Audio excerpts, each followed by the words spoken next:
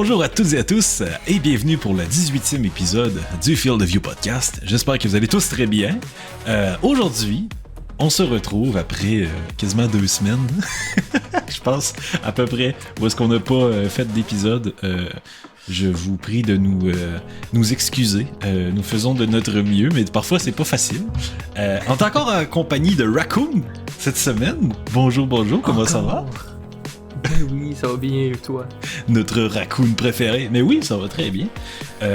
Avec tout ça, t'as-tu de quoi que tu as envie de nous dire cette semaine en particulier que t'aurais fait? Ou t'as-tu écouté un film? T'as-tu... On n'a pas parlé, nous autres. On est arrivés, on a fait ça. Ok, pouf, on le lance. J'ai-tu écouté un film? Je pense pas. J'ai-tu Non? écouté un film? Non, parce que je voulais écouter... En fait, j'ai pas écouté encore, mais je vais l'écouter. C'est le film Until Dawn. Je voulais l'écouter. Oui. Malgré les mauvaises critiques, moi, ça m'intéressait beaucoup.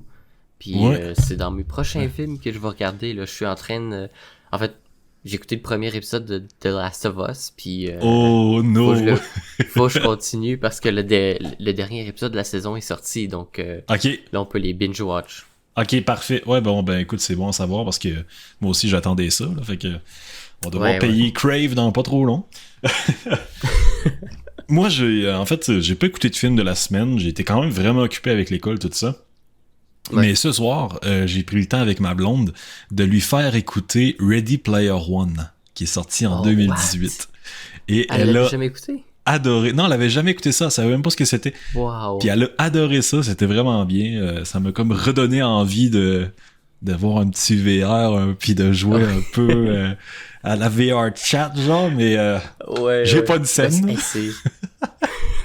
Ben, écoute, c'est tellement un drôle de hasard, parce que hier soir, après avoir fini de gamer puis que je suis allé dormir, il y a le frère de ma copine qui, lui, a été joué à VR chat, puis tu sais, il a clairement joué moins que moi dans la vie, puis il est plus jeune.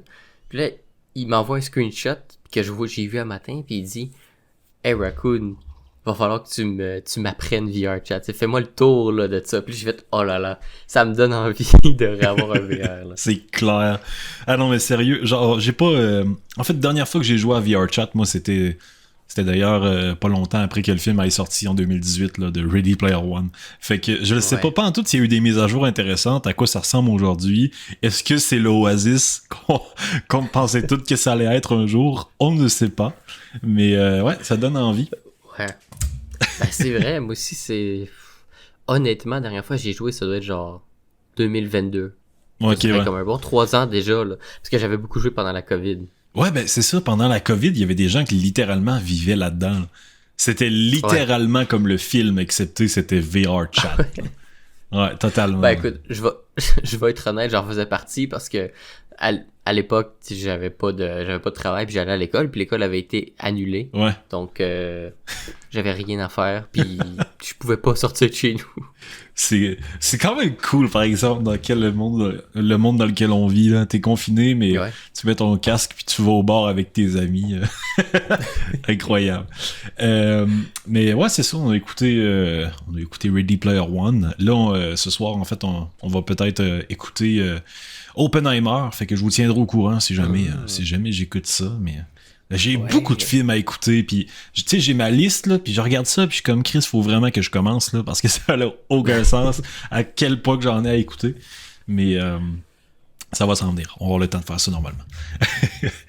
Bon, hey, sur ce, t'as-tu envie de nous faire le petit survol des différents sujets que tu as? Cette semaine, tu vas voir que moi, je suis vraiment que jeux vidéo. Genre, j'ai rien d'autre. Fait que... Ben écoutez, je vais être... Les gens à la maison, c'est drôle parce que moi aussi, j'ai beaucoup de points, mais j'en ai, honnêtement, un qui est pas jeu vidéo, mais qui est quand même rapport avec ça un peu. Fait que j'ai pas de politique du tout. Donc, ceux qui aiment pas la politique, ça va être votre épisode aujourd'hui. Vous allez être contents. Ouais, c'est ça. Ben écoute, je vais faire des petits points vraiment rapides, là, parce que j'en ai beaucoup. Donc moi, j'ai envie de parler de le jeu Clair Obscur Expédition 33. Oui. J'ai envie de parler de Subnautica, de Star Wars Battlefront. Oui. The Division 2, League of Legends, Stellar Blade, la Nintendo Switch 2, le nouveau AI de Google. C'est pas mal ça. Fait que dans la continuité de qu'est-ce qu'on... Ouais, dans la continuité de qu'est-ce qu'on parlait déjà, en fait, dans les derniers épisodes, là, c'est juste comme la continuité, là. Genre de voir ce que tu vas nous dire sur Subnautica, parce que j'ai crissement hâte de jouer à ce jeu-là. Mais écoute, en parlant de Battlefront 2, j'ai quasiment envie de commencer avec ça, parce que j'ai une news Battlefield, fait que je vais pouvoir faire un petit pont, mais Battlefront 2 est en train de exploser au point où est-ce que le studio se demande s'ils devraient pas faire un Battlefront 3. C'est quand même fou. Ben, exactement. J'ai vu une news qui disait littéralement les devs original de Battlefront voulaient se réassembler pour faire un Battlefront 3 parce que ils se disent ben voyons donc, qu'est-ce qui se passe? Même moi, là, je vais être honnête, j'ai pas fait assez de recherches, mais je l'ai mis parce que, justement, Battlefront 2, ça fait des années que c'est sorti, puis ça vient d'atteindre là, un all-time player peak que ça n'a jamais eu. Est-ce que t'as-tu des raisons? Moi, j'en ai pas, je sais pas pourquoi. J'ai peut-être... En fait, là, de ce que j'ai vu, il y a une communauté Star Wars sur TikTok vraiment, vraiment très forte. Et... parce que, ben, tu sais, j'aime bien Star Wars, j'aime bien l'univers, j'aime bien les jeux que DICE font, les Battlefront, etc. J'ai déjà écouté des TikTok là-dessus. Fait que moi, j'ai eu, cette semaine, plein de TikTok de Battlefront 2, où est-ce que c'était comme des scènes de films, où est-ce qu'on voyait, genre, les milliards de clones arriver, puis c'était comme Players be like, we want Battlefront 3, genre. Pis t'avais comme les milliers de Stormtroopers qui s'en venaient. Là. Ben c'est littéralement ça. Genre il y avait crissement des TikTok de populaires qui étaient en train de hyper les gens. Moi-même ça m'a hypé parce que je suis retourné jouer au jeu. J'ai fait quelques games pis c'était quand même vraiment le fun. Mais ouais. Je me souviens, moi j'avais torché Battlefront 1 quand il était sorti que j'avais tellement aimé que c'était même un cadeau de Noël que mon père m'avait fait quand le jeu était sorti. Puis je l'avais torché le jeu avec des amis, c'était tellement plaisant. Le 2, je vais être honnête, j'y ai presque pas joué parce que au début, quand il était sorti, c'était beaucoup basé sur si tu veux débloquer quelque chose, faut que tu sortes ta carte de crédit. Et Chris, oui. Là, là je sais pas si c'est différent ou pas, mais c'est sûr, le gameplay en tant que tel, là, c'est la même chose, c'est tellement plaisant comme jeu. Là. C'est clair, mais tu sais, c'est ça, il est plus poussé un peu. Là. J'ai l'impression qu'en fait, Battlefront 1 était en fait une idée qu'il y avait et qui ont dû comme la segmenter en plusieurs morceaux parce qu'il était restreint côté budget, fait qu'ils ont fait ok, on va faire comme le corps de qu'est-ce qu'on voulait faire, mais on va essayer de faire un bon jeu quand même. Puis là, tout de suite après que ça soit sorti, en fait, il était déjà en développement de Battlefront 2, fait qu'ils ont juste give up Battlefront 1 en se disant ça sert à rien de continuer. Ouais. Ça sert à rien de continuer parce qu'on va faire le 2. Fait que c'est comme triste un peu parce qu'il y avait plein de bonnes idées, il voulait faire plein de trucs, mais c'était comme divisé entre deux projets et deux budgets différents, fait qu'ils n'ont pas pu faire aussi gros que ce qu'ils voulaient faire. Là. D'ailleurs, quand Battlefront 2 était sorti, Battlefront 1 aussi, les gens faisaient la comparaison avec Battlefront 2 de 2007. Puis Battlefront 2 de 2007, c'est tellement un jeu supérieur en tout point excepté graphique et gameplay. Parce que justement, tu sais, le jeu, il a été développé avec beaucoup plus de temps, puis peut-être pas du budget, là, mais le jeu est plus gros en soi. Là. Mais ça reste que Battlefront 2, c'est vraiment très cool. Et un petit Battlefront 3, je serais probablement moi aussi un des gars qui jouerait Day One. Sérieusement, ça a l'air bien intéressant. Ouais. Je sais pas si tu y as rejoué un peu depuis... Au 2, non, pas encore, mais ça me tente vraiment beaucoup. Là. J'ai vraiment envie, en voyant tout ça passer, puis je vois même les gros streamers retourner sur le jeu puis faire du contenu dessus, puis ben voyons donc, c'est bien le fun. C'est ça, il y a vraiment un effet de masse en ce moment. Là. Puis écoute, si c'est pas la confirmation pour EA de faire un 3, je veux dire, la communauté est tellement prête à recevoir le 3 qu'ils se réunissent tous sur le 2 en même temps, je veux dire. Il y a aucun jeu que ça fait ça. Là. Ouais. Ben, on fait, petit parallèle avec Battlefield 6, avec l'alpha fermée. Okay. Petite anecdote comme ça à part, très triste. La semaine passée, je travaillais et j'étais à l'école et j'étais très occupé. Okay. Donc j'ai raté un courriel d'invitation pour la fucking alpha fermée. Et quand je l'ai vu, il était trop tard pour s'inscrire. Putain. Oh my god. Là, j'ai lu ça, j'ai fait... Tu me fucking niaises. J'arrive pour m'inscrire. Je peux plus parce que c'est déjà passé. J'ai fait genre... Bruh. Tu sais, parce que... Oh my god. J'ai pas signé rien, fait que techniquement, je peux le dire, ça. J'ai pas joué à rien, tu sais, je sais pas. Ouais, mais j'aurais eu la chance de. Et tabarnak, je l'ai manqué. Fait que... Vraiment triste. Mais c'est très, très, très triste parce que tout le monde le sait, t'es un des grands fans de Battlefield. ouais. Puis là, j'étais là à l'urgence, à ma pause, je m'assis, je rouvre mon téléphone, je vais voir mes mails, en me disant, il y a peut-être de quoi qui est intéressant. Ouais. Puis là, je vois ça, il y a 5 jours, je suis comme, oh, bro. Oh fuck. My god. Fait que c'est ça, j'ai modifié mon adresse courriel, puis j'ai mis l'adresse courriel que normalement, je manque pas mes courriels, là, donc... Bon, on va le voir, mais avec la prochaine news que je vais dire, ça nous laisse une petite lueur d'espoir, parce que dans l'alpha fermée, apparemment, il y aurait un joueur qui a eu un pop-up du launcher de EA Play, EA Play ou EA Play, je sais plus comment ça s'appelle, là, le EA App, et ce pop-up-là invitait les joueurs à pré-télécharger le jeu pour la bêta, pour l'alpha, en fait, ouverte entre gros guillemets, le 17 juin. Oh, fait que, pour le 17 juin, on va probablement, en fait, non, même encore plus ouf que ça, d'ici le 17 juin, on va probablement avoir le reveal de Battlefield 6, parce qu'il n'a même pas été reveal encore, il n'y a pas eu de trailer. On va probablement avoir le reveal, et en même temps que le reveal, on annonce comme quoi que le 17 juin, il va y avoir des playtests disponibles pour tout le monde qui veut playtest le jeu. Donc, on croise les doigts très très fort. J'aimerais vraiment ça, pouvoir jouer à Battlefield 6 le 17 juin. Ça serait ouf. Ils ont besoin de nous sortir un trailer du même niveau que le trailer de Battlefield 1. Oh my god, ce trailer, encore aujourd'hui, je l'écoute plusieurs fois par année parce que c'est tellement bon. Ouais. Puis même que je le remontre à ma blonde en disant regarde comment c'est bon, puis elle dit je le sais, tu me l'as déjà montré 4 fois. Ouf, ouais, mais moi aussi, écoute, ça m'arrive souvent de retourner voir des trailers de Battlefield 1 parce que justement, c'est complètement insane. Là. Même les bandes annonces pour les DLC sont absolument fous. Là. On dirait, tu sais, c'est une bande annonce de DLC aurait pu être la bande annonce du jeu, puis ça se serait tout aussi bien vendu. Genre, c'est pour dire à quel point tout était on point là dans ce temps-là. On leur souhaite sérieux qu'ils retournent dans cette golden age de Battlefield. Parce que Battlefield 1 là. Des fois, en fait, ça, je l'ai retéléchargé il y a pas longtemps pour y rejouer un peu, là, pis c'est tout le temps aussi le fun.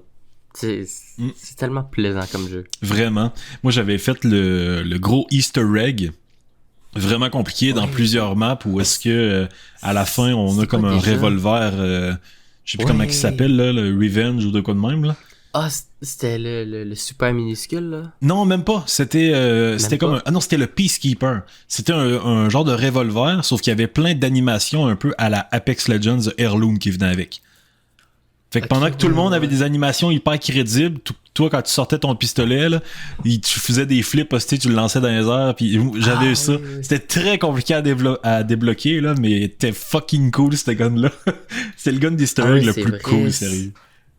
Ça me dit quelque chose, puis je pense que quand je voulais l'essayer, j'y arrivais pas parce que il y avait des randoms en ligne qui ouais, c'est ça, il était très compliqué de le faire, là. Ouais, mais là vu que le jeu il est comme un peu abandonné, on va dire, par les joueurs, en tout cas il y a beaucoup de serveurs vides, ben t'as plus comme l'opportunité de le faire. Puis c'est vrai. Sérieux, faut être motivé, là. Moi, ça m'avait pris 1 semaine de débloquer ça, là. Puis, tu sais, genre, c'était des heures et des heures dans des matchs privés pour essayer, genre, de comprendre comment lire en morse un code qu'il fallait que j'aille rentrer sur un autre truc en morse. J'étais comme tabarnak, c'est tellement complexe. Vrai. Oui. Je m'en rappelle. Ça venait comme... Puis il y avait comme des zombies derrière une porte. C'est tout ça? Ouais, il y avait en fait, on sait pas si c'était un zombie ou un soldat fou. Là. En fait, il fallait faire de quoi dans la map. Ça l'ouvrait une porte. Une fois que la porte est ouverte, tu pouvais lancer des grenades dans un trou selon une séquence. Et cette séquence-là te permettait de débloquer un genre de charm ou je sais pas trop que tu pouvais porter dans une autre map. Écoute, c'était tellement compliqué, là. Genre, si jamais vous êtes motivé, il y a des tutos, tout ça, mais c'est une très belle aventure. Mais c'est ça, tu sais, comme, on donne un bon exemple. Les jeux Battlefield, malheureusement, Battlefield comme Call of Duty, etc., souvent, c'est des jeux qui... Ça dure un peu, après ça, c'est mort, pis les joueurs n'y jouent plus. Ouais. Mais le fait qu'ils prennent quand même le temps de mettre des easter eggs comme ça dans les jeux, moi, personnellement, je trouve que c'est ça qui fait la beauté du jeu, que tu sais que les devs ont mis de l'amour dedans. Comme un exemple, Elden Ring, c'est un jeu que, encore aujourd'hui, les devs ont confirmé, ils ont dit, il y a encore des secrets que les joueurs ont pas découverts. Puis ça fait quand même quelques années, puis ça va être encore comme ça pendant des années. C'est incroyable. C'est un peu comme Battlefield 5. Pas Battlefield 5, mais GTA 5, excuse. C'est un peu comme GTA 5. Ouais. Il y a des easter eggs encore qui ont même pas été déchiffrés par la communauté. Ben oui. Je veux même pas imaginer GTA 6. Là. J'espère, sérieux, qu'ils vont continuer dans la même lignée parce que souvent, en fait, les easter eggs dans un jeu, c'est pas un département qui sont payés à penser que à ça. C'est genre un développeur qui prend volontairement l'initiative de cacher des easter eggs, puis des gros easter eggs où est-ce que genre c'est des easter eggs qui sont cohérents, puis qu'ils ont comme une espèce de narration autour comme dans Battlefield 1, ben c'est vraiment rare parce que justement ça demande beaucoup de travail là. Fait que c'est là que tu le sais en fait s'ils ont pris le temps avec le projet ou non. Puis je croise les doigts sérieusement que GTA 6 il va en avoir des easter eggs. J'ai pas de doute. Tu sais, même moi qui est pas un fan de GTA, je vais jouer au 6 quand il sort, puis j'ai aucun doute que il y a tellement de monde qui ont travaillé dessus que tu sais les crédits à la fin là, ça va durer 6 heures là, les crédits du jeu. Hey mon dieu. Mais c'est sûr qu'il y a des easter eggs. Ouais, c'est en train de me voyager là. Genre ça me fait penser à Red Dead Redemption 2. Ouais. J'ai pas beaucoup joué à ce jeu-là, mais quand que j'y ai joué, j'ai remarqué qu'il y avait tout le temps des morts, des gens qui ont été assassinés d'une manière qu'un tueur en série ferait. Tu sais, c'était comme toujours le même type de meurtre caché. Puis tu sais, c'était pas comme un corps qui disparaît avec le temps, c'était un corps qui était là en permanence. Fait que tu sais, il servait à quelque chose. Ouais. Puis j'avais cherché, puis Chris, j'avais trouvé un easter egg moi-même. J'étais fucking fier, je veux pas le spoiler pour quiconque, là, mais quand on suit ça, là, puis qu'on réussit à comme accumuler les preuves, ben il y a une nouvelle mission secrète qui se débloque, puis c'est vraiment cool, sérieux. Je vous recommande ça. Hey, mais je l'ai jamais fini, Red Dead 2. C'est quoi j'attends? Ouais, c'est ça. Ben, c'est exactement ça, je m'en allais dire. J'ai dit, moi aussi, j'ai joué, puis honnêtement, j'ai eu du fun, puis c'est un bon jeu, puis j'ai jamais fini le jeu. Ouais. Je sais pas pourquoi. C'est tellement une perle que... ça m'a fait la même chose pour GTA 5. J'ai joué, j'ai adoré, jusqu'à ce que j'arrive dans le cercle vicieux qui est le Easter egg. J'ai passé des heures et des heures et des heures et des heures à chercher le Easter egg. Je me suis brûlé, j'ai arrêté de jouer au jeu. Ouais. Ça m'a fait la même chose. Bon, il faudrait que je me motive à aller finir ça parce que c'est un très bon jeu, donc ben oui. Oh là là, c'est vraiment cool, j'avais complètement oublié cet easter egg là, mais ouais, je vous recommande ça, vous irez voir, je sais pas si ça a un nom particulier là, mais au pire Red Dead 2 probablement c'est ça, serial killer, puis vous allez trouver quelque chose certainement là. Exactement. Hey, écoute, en parlant de serial killer, sais-tu qui d'autre est un serial killer de déception envers ses joueurs? C'est un serial killer, pas parce qu'il assassine des gens, mais c'est un serial killer parce qu'il tue l'espoir de ses joueurs. Saurais-tu de quel studio je parle? Ben écoute, il y en a plusieurs, là, mais vas-y. Techland avec Dying Light. OK. Qui sont en train de assassiner l'espoir de leurs joueurs depuis Dying Light 2, en fait.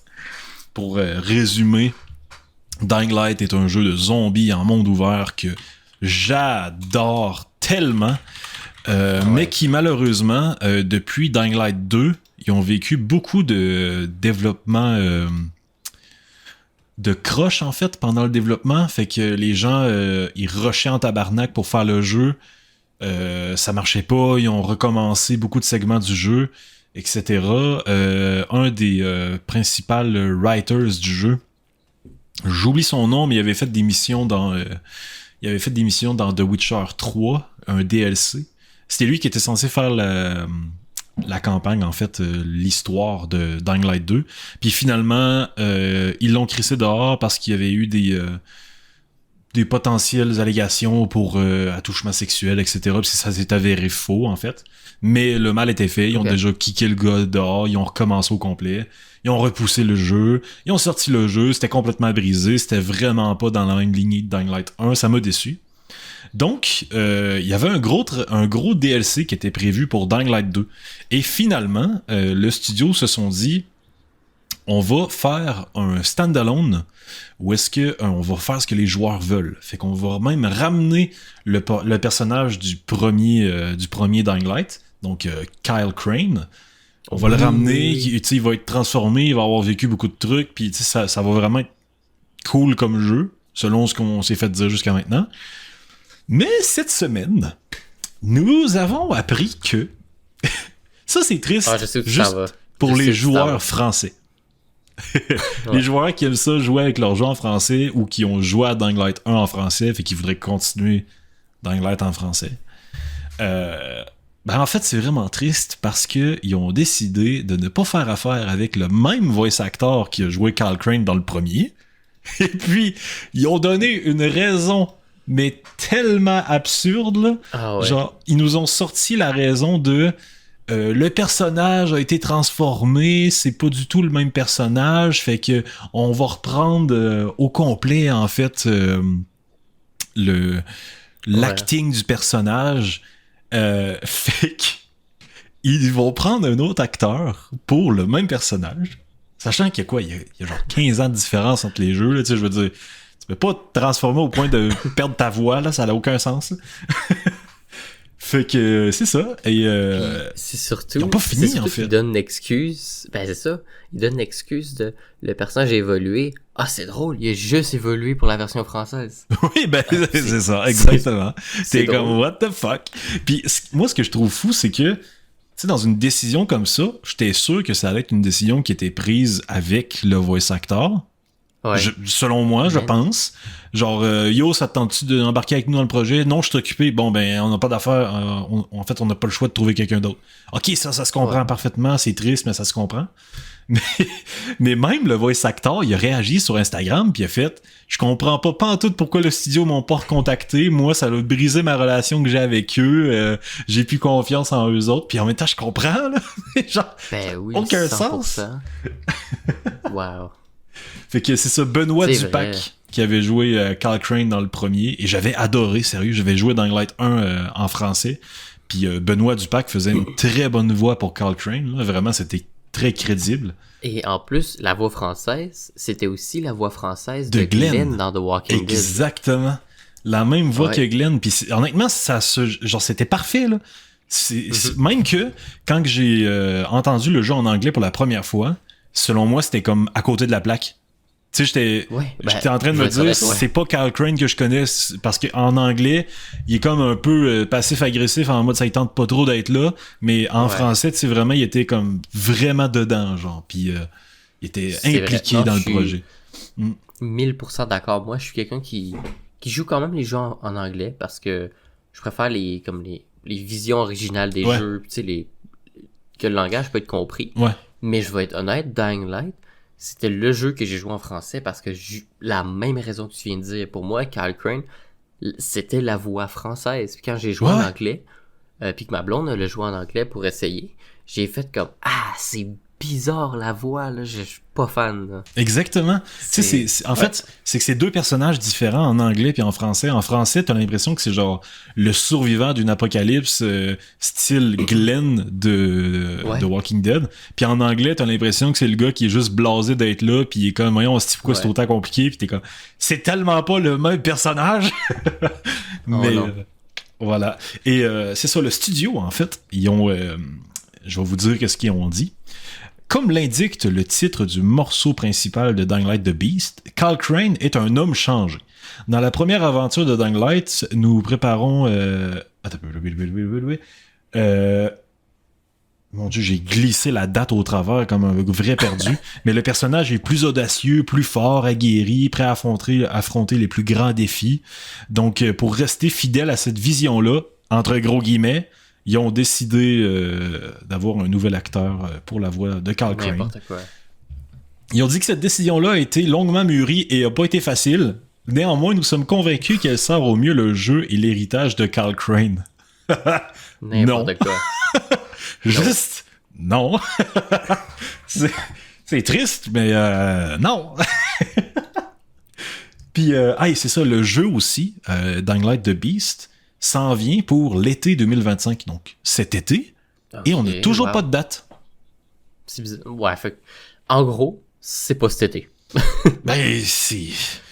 Aïe là là. Surtout que le jeu a déjà été repoussé, je pense qu'il était censé sortir pour l'hiver de 2025. Fait que genre, c'est-à-dire, c'est déjà passé, là. Ben, l'hiver, la fin de l'année, là. Ouais, je comprends. Et aussi, ça, je l'ai pas mis dans mes sujets là, de Dying Light, mais je tiens à le dire aussi parce que j'ai vu ça cette semaine. Ils ont la fâcheuse tendance à modifier l'icône du jeu sur Steam, sur toutes les plateformes de console. Ils changent l'hostie d'image de Dying Light 1. Tu sais, t'avais comme l'image de Dying Light 1, que c'était comme le zombie en noir et blanc, que c'était comme avec des lignes bizarres. Ouais. Pis ça allait très bien. T'avais Dying Light 2, que ça, je me souviens même plus, je pense que c'était juste D et 2. Ouais, ok, pas de trouble. Ben, je pense que c'était DL2, je pense, ou D2. Ouais. Puis là, ils ont changé pour un zombie dans un carré d'une couleur random, sélectionné au hasard. Parce que le 1, il y a comme une couleur, puis le 2, il y a une autre couleur. T'es comme, ok, what the fuck. Puis il y a juste aucune différence entre les deux. Et apparemment, ça va être le même icône pour Dying Light The Beast. Fait que là, t'es comme... Dans le fond, pour sortir ton standalone, t'es en train de dénaturaliser tes anciens jeux. T'es en train de faire des modifications que personne n'a demandé, genre. Fait que là, quand tu veux jouer à Dying Light sur ton bureau, il y a comme un icône LED, style jaune, orange, dégueulasse. Ils sont pas... j'ai l'impression qu'il manque une vision claire là, dans le studio, selon moi. Là. Ben, en fait, j'ai l'impression que une vision claire, ça pourrait un peu se rapprocher à une personne qui a Dying Light dans son cœur, puis c'est le chargé de projet, et c'est lui qui décide ce qu'on fait ou pas. Un peu comme Naughty Dog avec le Neil Druckmann, là, le gars qui a fait les histoires. Tu sais, c'est son bébé, c'est lui qui décide qu'est-ce qu'on fait avec. Mais j'ai l'impression que pour Dying Light, c'est vraiment on a changé de développeur. Ce développeur-là va faire ça, fait qu'on va tout changer, genre. Ouais. C'est vraiment pas fort d'un part. Exactement. Mais c'est ça, il y a beaucoup de joueurs frustrés, dont moi. Quand même triste et très déçu. Ben non, mais c'est comprenable. C'est très comprenable. Je suis déçu aussi. C'est sûr que j'ai pas joué autant que toi, mais ça reste quand même un jeu que je regarde de loin, puis que je regarde des nouvelles, puis je les suis sur les réseaux, puis je regarde qu'est-ce qu'ils font, puis... mais j'ai regardé ça en plus de ça au début de la semaine, quand j'étais à la pause à l'école. Là. Je checkais ça, je m'en vais sur YouTube, puis là j'ai écrit Dying Light E3 2018. Là je check ça, je suis comme oh wow. Quel magnifique jeu que nous aurons jamais. Je suis tellement triste, sérieux, que ça n'allait pas donner ce que c'était censé donner, en fait, Dying Light 2. Vraiment, Dying Light, c'est dans mon cœur à jamais. Puis on dirait que c'est de pire en pire à chaque fois qu'ils essayent de faire un nouveau projet. Ça me déçoit. On va le voir à la sortie, là. Peut-être que ça va être extrêmement bien, là. On le sait pas, là. Peut-être, effectivement. Ils sont mieux de surpasser les attentes. Ouais. C'est clair. Ben écoute, un petit pont par rapport à une autre nouvelle, que ça c'est vraiment court. C'est parce que tu as mentionné The Witcher, fait que là, je fais un petit pont sur le studio. Ils ont annoncé officiellement, il y a quelques jours, que Cyberpunk 2 était officiellement en pré-production. C'était mon prochain sujet. C'est sûr que... Exactement. Pré-production, c'est sûr que c'est pas beaucoup, mais ça reste qu'il y a une confirmation. Tu sais, il y a des jeux que, c'est pour pas créer des fausses attentes, il y a des jeux qui sont en pré-production, ça fait 10 ans, là. Fait que... Ouais, exactement. C'est mais, ça. Je sais pas si t'avais le nombre de développeurs, là, mais moi, j'ai réussi à trouver le nombre de développeurs. Ouais, je l'ai vu passer, mais je l'ai pas noté. Ouais, parce que c'est ça, dans le fond, là, la majorité du studio sont en train de travailler sur The Witcher 4, qui devrait arriver pour 2027 ou dans ces environs-là. Fait qu'un Cyberpunk 2, attendez-vous pas à Cyberpunk 2 avant au moins 2030. Même peut-être plus, là, parce que présentement, il y a 96 développeurs sur 730 qui travaillent sur Cyberpunk 2. Donc, c'est pour dire que c'est quand même une petite partie de l'équipe. Là. C'est ça. Mais moi, je vais être honnête. Je pense que Cyberpunk 1, avec son DLC, c'est tellement déjà... c'est bon de A à Z maintenant. Là, après, si on oublie la sortie désastreuse, là, le jeu est vraiment super bon que, selon moi, tout le monde est capable d'attendre jusqu'en 2030, 35, 40 s'il y a une suite. Parce que on veut juste la qualité là pour Cyberpunk. On veut pas un studio qui te pond un Cyberpunk 2, 3, 4, 5 dans les 5 prochaines années. Là. On veut pas ça. Il y a personne qui veut ça en fait. Mais en vrai là, moi j'ai comme pas de problème là. C'était vraiment en fait là Cyberpunk là, genre moi je reviens mettons au tout début là quand ils ont reveal le jeu à la sortie etc. Pour moi Cyberpunk c'était vraiment le jeu qui se voulait seul de sa catégorie, tu sais. Ça allait être comme un genre de GTA, mais un GTA unique, où est-ce que tu peux vraiment pas le comparer à d'autres jeux. Puis il a subi en fait le même problème que la plupart des studios subissent quand ils veulent trop faire un gros projet, c'est-à-dire il manque de temps, il manque de budget, ça marche pas comme ils veulent, c'est rempli de bugs, mais faut que ça sorte, fait que ça sort complètement brisé et vraiment très loin de la promesse initiale, genre. Mais la première fois que j'ai fait le jeu, c'était sur mon ancien ordinateur, ça laguait, j'arrêtais pas de crash, il y avait des bugs de texture partout, la catastrophe, mais l'histoire était bonne, il y avait des bons développements avec les personnages, on pouvait avoir des belles relations avec les personnages. Selon moi, là, Cyberpunk 2077, là, si tu veux avoir l'expérience comme les développeurs l'ont pensé, en fait, c'est l'introduction du jeu. Un genre de 2 heures, 3 heures, extrêmement bien monté, qui te tient en haleine.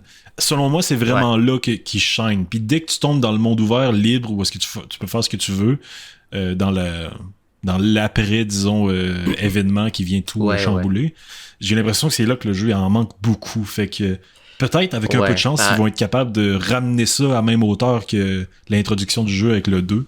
Maintenant qu'on sait qu'ils vont avoir beaucoup d'années de développement. Là. Comme tu le mentionnais, au début, c'était censé être quelque chose de différent. C'est censé être un mix, en fait, de GTA, mais aussi beaucoup axé sur, c'est pas surprenant, un peu un RPG à la The Witcher, mais dans un univers cyberpunk. Ouais. Vraiment, là, t'es tout seul, t'as ta quest, c'est un RPG. Puis, apparemment, là, selon des développeurs, c'est quand il y a eu les sorties de Division, les sorties de... c'est quoi? J'ai le nom. Borderlands. Tu sais, il y a eu un moment que la hype puis la mode, la trend, c'était les looter-shooter. Donc, tu joues puis il y a plein de trucs qui drop que les développeurs, puis ben, pas les développeurs, la tête du studio, là, les gros boss, eux autres, ils ont dit, écoutez les gars, on change tout.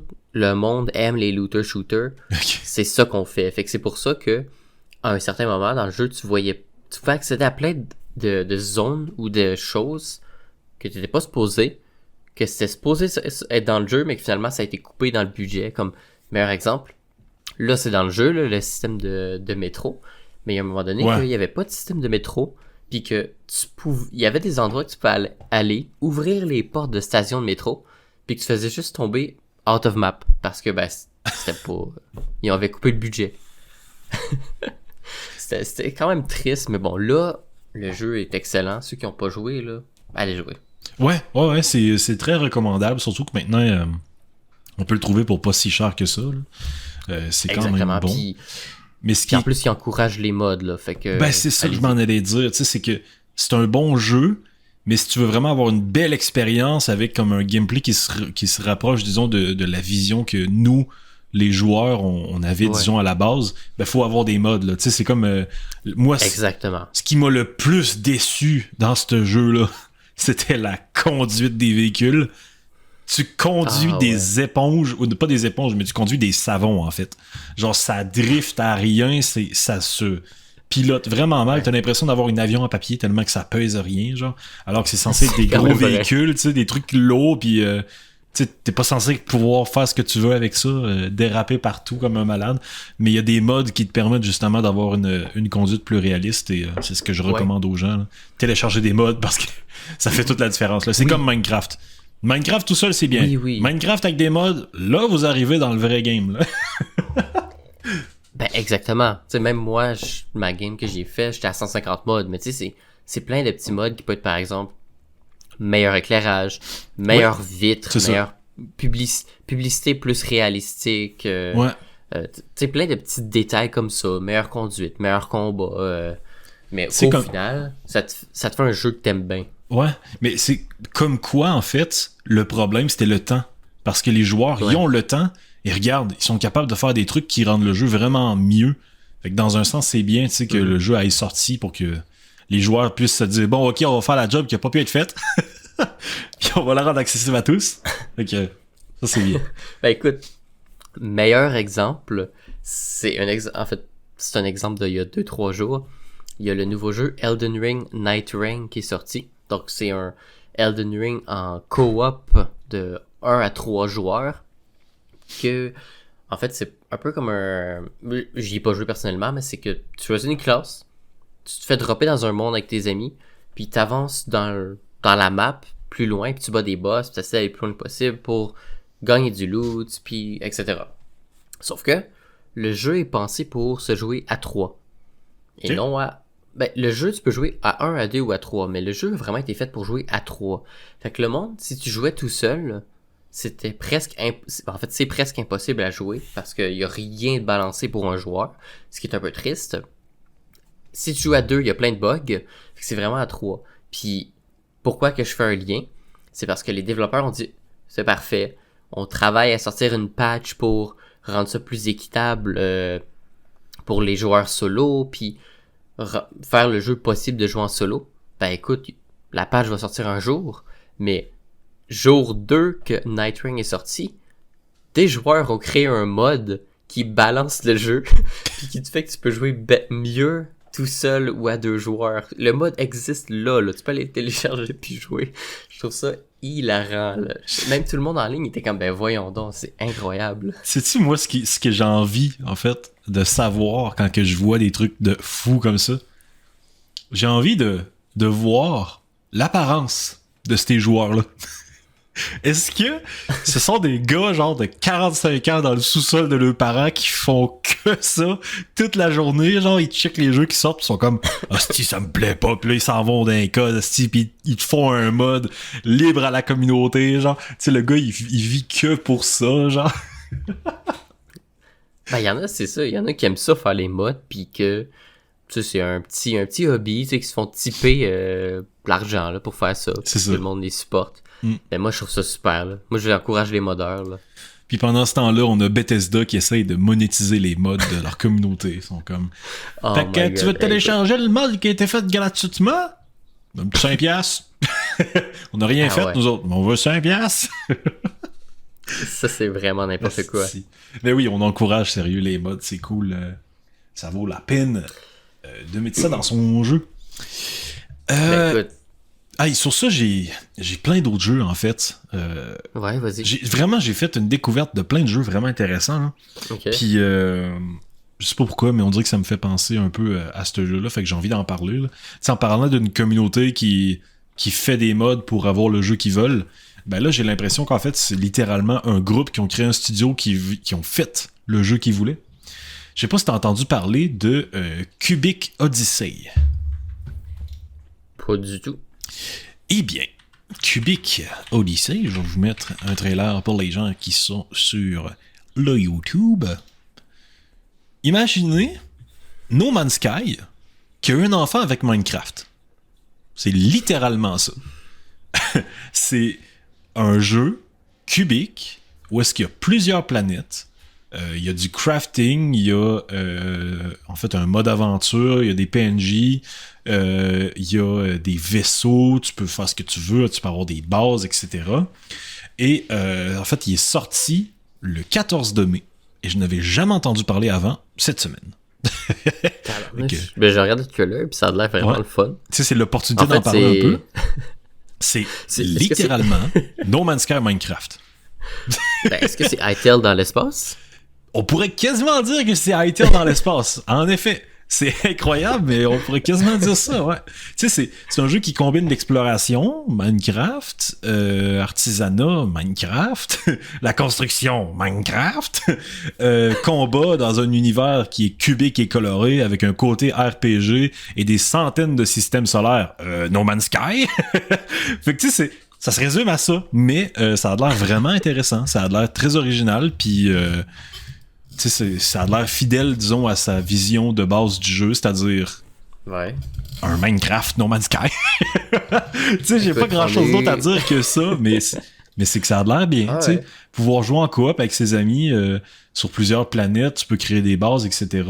Ce qui est spécial aussi, c'est que apparemment, il y a les ténèbres rouges, entre guillemets. Je sais pas si en anglais ça a un nom plus cool, probablement, mais Steam, il me disait que c'était des ténèbres rouges. C'est une infection galactique contagieuse qui transforme la faune, engloutit les planètes et menace toutes les formes de vie. Fait que, tu sais, mettons, tu fais ta base, t'es bien installé, tout ça. Excuse-moi, là, j'ai ma chatte qui arrête pas de bouger. Ok. Admettons, c'est ça, t'es en train de faire ta base, tout ça, tu t'es fait comme ta ville, ben tu vas avoir une espèce de contagion rouge qui va arriver puis qui va se mettre à manger genre tes bâtiments. Fait qu'il va falloir que tu combattes ça, il va y avoir des monstres, etc. Tu sais, ça a l'air cool.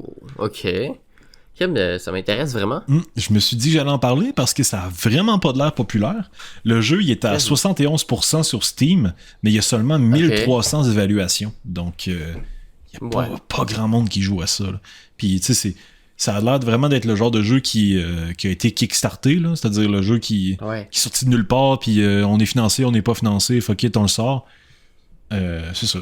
Ça avait pas de l'air connu, donc je me suis dit, on en parle un peu. Je risque honnêtement de l'essayer parce qu'il y a une démo gratuite sur Steam pour les gens qui sont intéressés. Okay. Le jeu coûte une $30, il me semble, mais il y a une démo gratuite, fait qu'on peut voir un peu à quoi ça ressemble. Hey, les démos. Moi, je suis un grand fan des démos. Oui, les démos, c'est extrêmement cool. Je trouve que les démos, ça devrait... Je pense que tous les jeux devraient avoir une démo.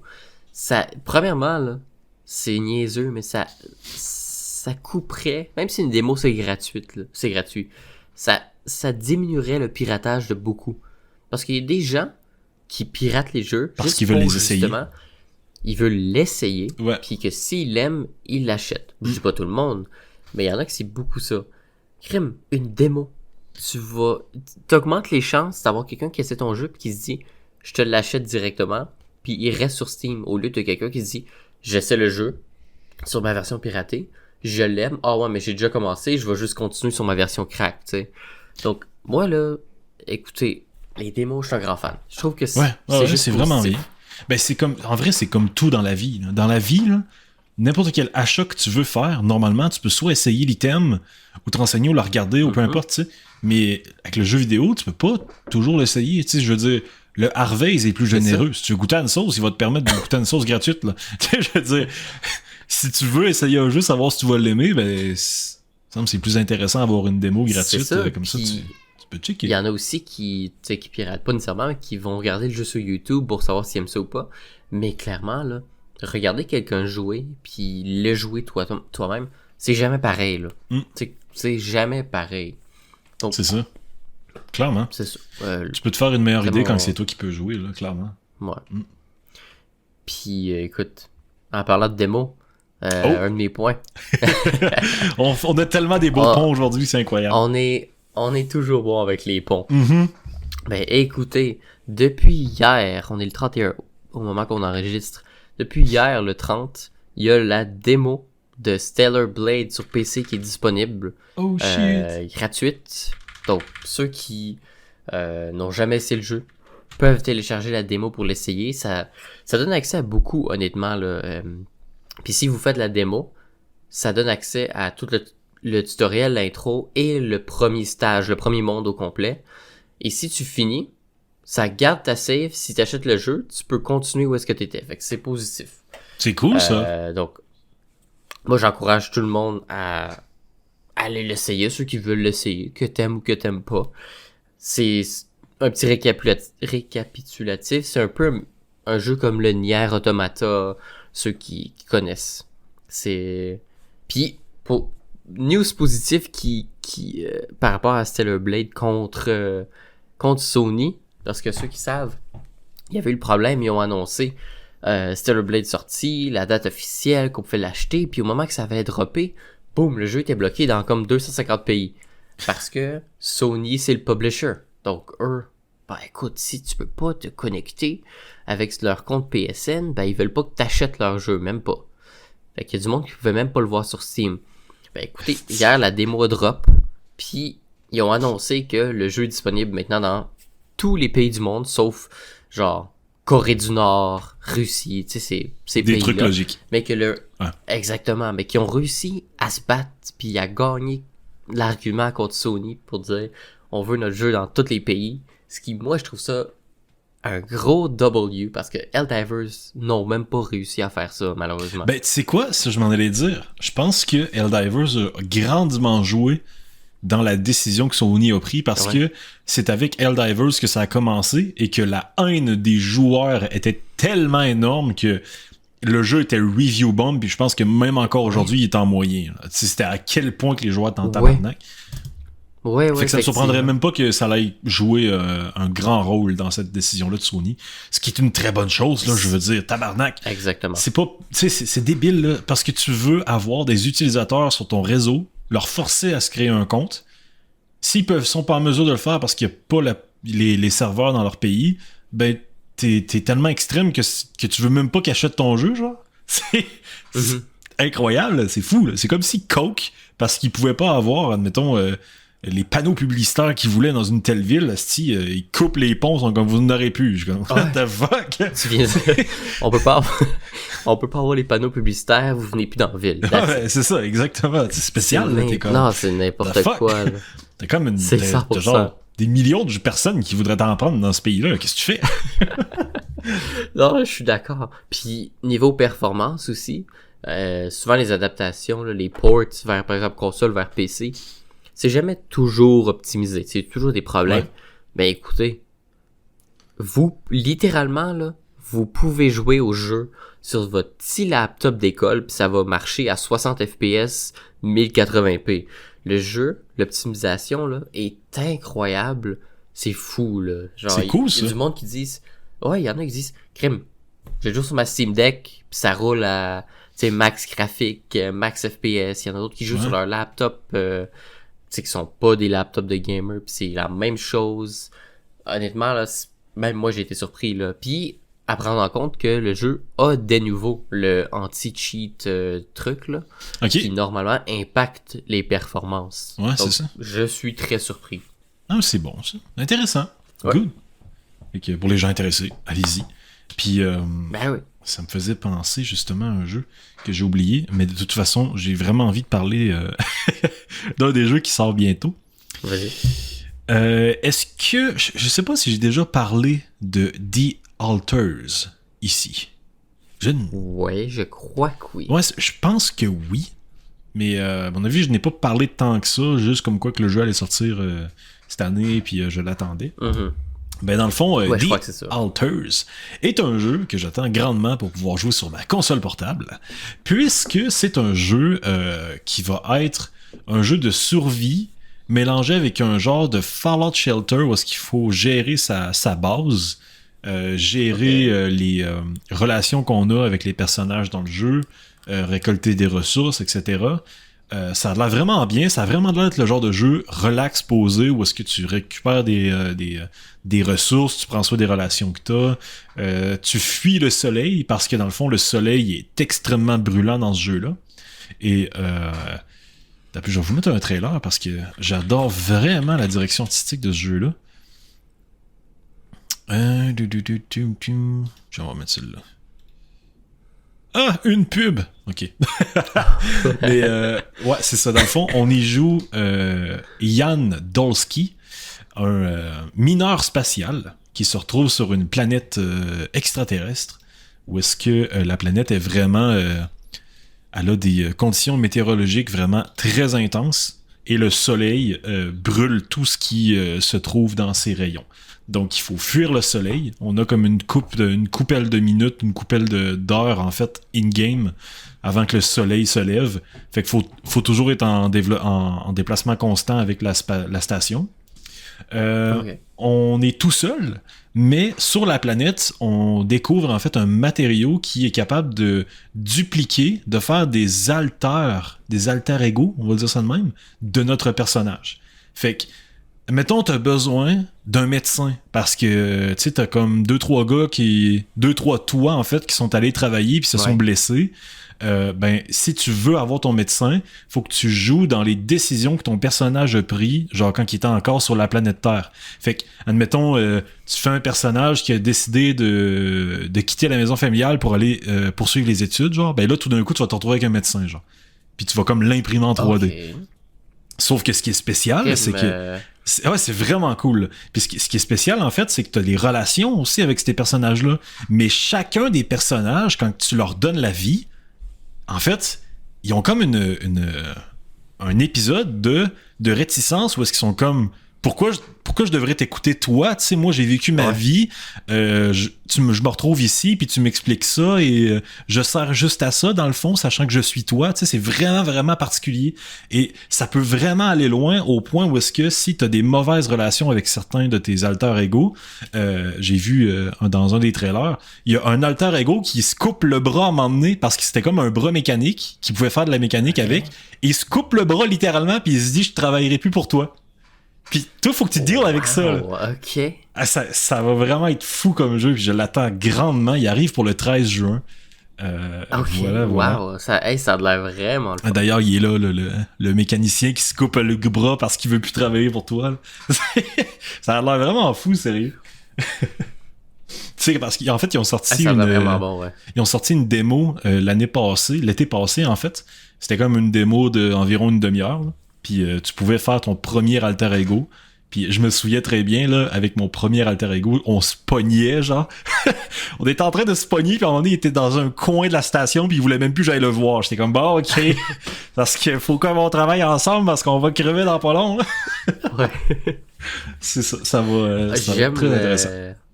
Le concept est vraiment original, j'aime ça. Ouais. Vraiment. Wow. Puis, tu sais, c'est ça que je dis, ça fait vraiment Fallout Shelter parce que la station, c'est une énorme roue, en fait, qui, dans le milieu, il y a plusieurs compartiments que c'est toi qui places, c'est toi qui décides un peu à quoi ça sert. T'as une salle de génératrice, t'as une salle pour, faire des récoltes, de la bouffe, etc. Fait que c'est vraiment Fallout Shelter, mais sur une roue, sur une planète extrêmement virulente. Voilà. J'ai vraiment hâte que ça sorte parce que jouer ça sur la console portable dans le salon là, ou genre à l'extérieur là, l'été, le soir, là, ça va tellement être cool. Ça va être... Non, mais ok, le jeu a vraiment de la nice. C'est un jeu que je mets sur ma liste à essayer 100%. Là. Ouais. Puis ça qui est bien, tu sais, c'est que c'est vraiment un jeu qui a une histoire poussée. Là. Fait qu'à chaque fois que tu fais un nouvel alter ego, t'as comme une histoire à lire de quel choix qu'il a fait dans sa vie, en fait, pour finir où est-ce qu'il a fini, genre. Fait que t'as plein de lectures à faire, des trucs vraiment intéressants. Il y a beaucoup pas d'easter egg, mais il y a beaucoup de mystères, en fait, sur cette planète-là. Fait que, au fur et à mesure qu'on avance, à mon avis, on va voir des trucs de plus en plus fous. Et le jeu est magnifique aussi. Ça, je l'ai pas dit, mais graphiquement, je trouve vraiment que le jeu il est beau et réussi. Voilà pour The Alters. The Alters. Ouais. Notez ça à votre calendrier. Le 13, c'est ça? Ouais, le 13 juin. Puis d'ailleurs, le 13 juin, il n'y a pas que The Alters. Je sais pas si t'avais vu le prochain Five Nights at Freddy's. Un jeu? Un jeu, oui. Oh, non, j'ai pas vu ça. Qui, lui aussi, est daté pour le 13 juin. Incroyable. C'est quel type de jeu, ce coup-là? En fait, c'est Five Nights at Freddy's Secret of the Mimic. Fait que ça va être... ça me dit quelque chose, ouais. Ben, c'est un animatronique qui est connu apparemment dans l'univers de Five Nights at Freddy's, là, même si moi je n'ai jamais entendu parler. Là. Mais c'est ça va être un animatronique qui va pouvoir prendre l'apparence de d'autres animatroniques. Fait qu'admettons, t'as comme des éléphants dans la map, etc., que c'est comme décoratif. Ben, à un moment donné, ça peut être le mimique, parce que, justement, il mime. OK. Fait que ça va être assez stressant. C'est ça, je me demandais si ça allait être un gameplay à la style Security Breach. Exactement. Ouais. OK, c'est ça. C'est ça que j'allais dire. Ouais. Avant, les jeux étaient plus... Justement, tu t'assois et tu regardes les cams. Là. Ouais. Je me demandais. Je pense qu'en fait, les deux jeux, ils ont des pour puis des contre, mais moi, personnellement, j'aime beaucoup le côté Five Nights at Freddy's Security Breach, parce que Five Nights at Freddy's Security Breach, c'était vraiment original, puis c'était quasiment... C'était pas open world, ben c'était open world dans le Fazbear Entertainment, là. Je vais juste le mettre, Five Nights at Freddy's... Ouais, ben c'est ça, mais le Security Breach, personnellement, je voulais y jouer, mais j'avais regardé Markiplier faire le gameplay au complet, fait que je me suis dit, je le jouerai pas, je sais c'est quoi, là, mais... Mais c'est ça le truc, en fait, c'est que pour les gens comme Markiplier, quand il y a un nouveau Five Nights at Freddy's qui est reveal, pour eux autres, c'est lucratif en tabarnak. J'ai checké ça, là, puis il y avait un des derniers épisodes qu'il avait fait sur Help Wanted, Markiplier, il avait fait 13 millions de vues. Ça, c'est incroyable, c'est tellement gros Five Nights at Freddy's, c'est fou, là. Mais, 100%. Fait que, je vais vous dire à peu près dans quel genre d'univers, dans quel genre d'histoire le jeu va se dérouler. Dans le fond, on explore un atelier abandonné par... en fait, un des créateurs de certains animatroniques, Edwin Murray.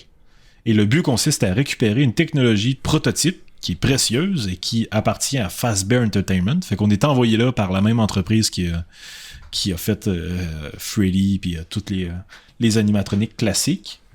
Et c'est ça, il y a une menace qui peut prendre n'importe quelle forme, c'est-à-dire le mimique. Il peut se transformer en tout ce que tu peux voir dans la map... qui a un exosquelette, un endosquelette en fait. Et voilà, ça risque de faire peur. Moi personnellement, est-ce que je vais y jouer ou est-ce que je vais écouter des vidéos? Je ne le sais pas encore. Mais si je vois que le jeu il est pas si cher que ça, parce qu'à mon avis, on n'avait pas le prix. Je peux checker. D'après moi, ça va tourner autour du 30 quelques dollars, selon moi. Ouais, sûrement. Ben écoute, non, c'est ça, j'ai pas mon téléphone, fait que je checkerai pas. Mais c'est ça. S'il est plein prix, il y a des fortes chances que je le fasse pas puis que j'écoute des vidéos. Mais si au contraire il est à 30$, il y a des fortes chances que je le fasse parce que j'ai toujours vraiment aimé Five Nights at Freddy's. Laisse-moi regarder combien